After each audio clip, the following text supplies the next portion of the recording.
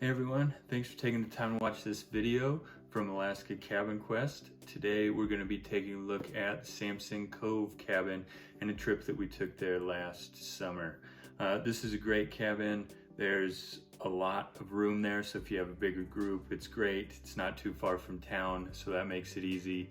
And there's a lot you can do while you're there. It's a great place to go and relax for a little bit, and it's also got a nice protected area out in front for some kayaking, so whatever you choose to do, I think you'll have a great time. So this cabin is only accessible by float plane or boat. It's about a 20-minute boat ride south of Sitka, depending on weather obviously. I think it took us a little bit longer because the weather wasn't too great. Cabin's still on Baranof Island, and it's in a nice cove that, like I said, is pretty well protected. So as long as you can make it over there, you should be all set. The Samsung Cove cabin costs $65 a night to reserve, plus a $9 reservation fee for the whole trip, and that's year-round. There's no peak season or low season for this cabin. As with all the cabins, you can go ahead and reserve it at recreation.gov.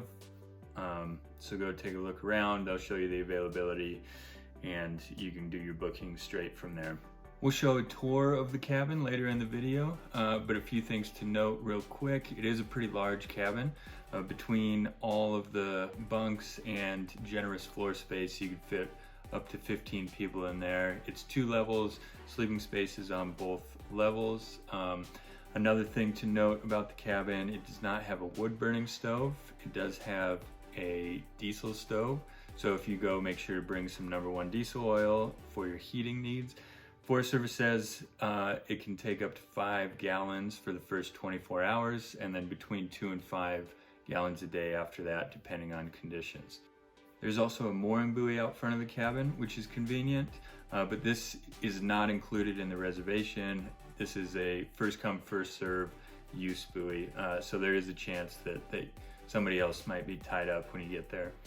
So when we went out there, it was about mid-May. It was a pretty quick trip, just one night, Saturday to a Sunday, and we had quite a few schedules to coordinate. So we went over on Saturday morning, dropped off a lot of gear and supplies, and then went back to town. And we actually did some trolling out front in town for a little bit while we waited for everybody else to get ready for the trip. Trolling didn't go so well. We had a couple large sea lions following us around from the beginning, so not a lot happens. Eventually we were able to grab everybody, take a boat ride over to the cabin, and got there early afternoon. The ride was a little rough, but we did make it safely. So once we got there, we got everything set up, boat unloaded, all of that, and then it was time to hang out and enjoy our time. There's a nice fire ring out front of the cabin, so that was one of the first things we did, was start a fire.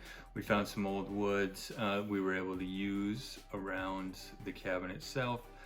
So we built a fire, and then a couple of us went and tried trolling in front of the cabin. Again, no luck, but it was awesome to get out, and the seas had calmed down a little bit, so it wasn't quite as rough. When we got back to the cabin, we had some other friends that had showed up.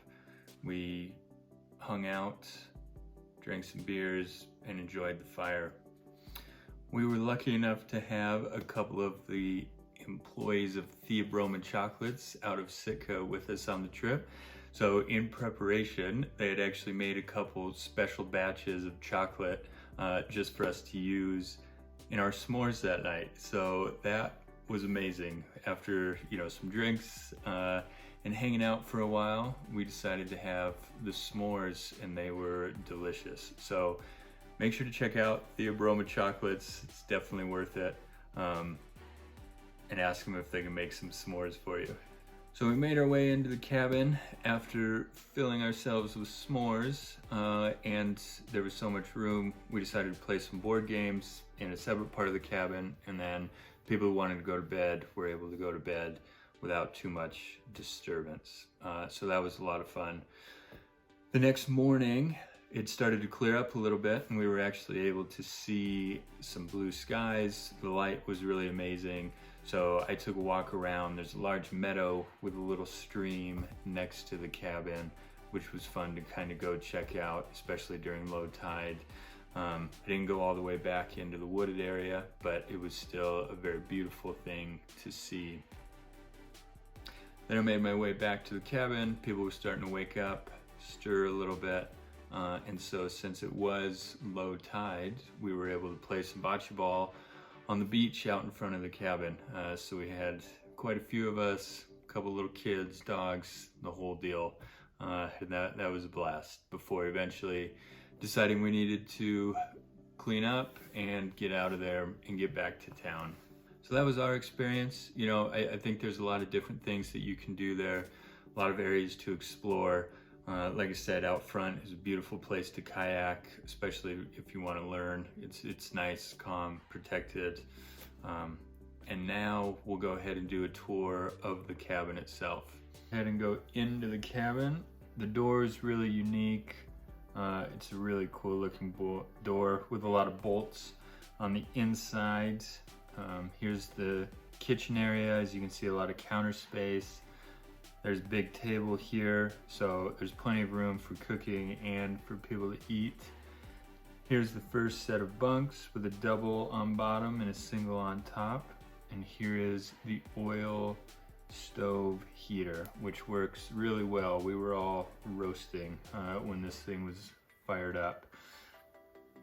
Here's the second set of bunks, again a double on bottom, single on top. And here's the second table, living area where we played board games at night. We'll go ahead and head up the stairs to the second floor. You can see that stovepipe goes all the way up and it stays warm, I'll tell you that.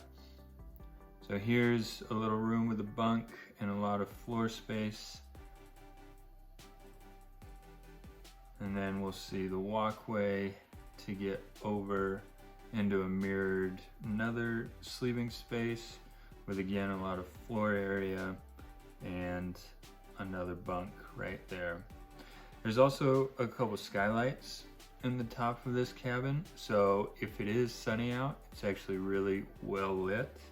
So as you can see, there's a lot of room for big groups. There's also a nice outhouse not too far from the cabin, so it's a great amenity. And I think that about does it for this tour of the Samsung Cove cabin. If you liked the video and if you want to see more cabins from Southeast Alaska, make sure you like and subscribe, and we will see you next time.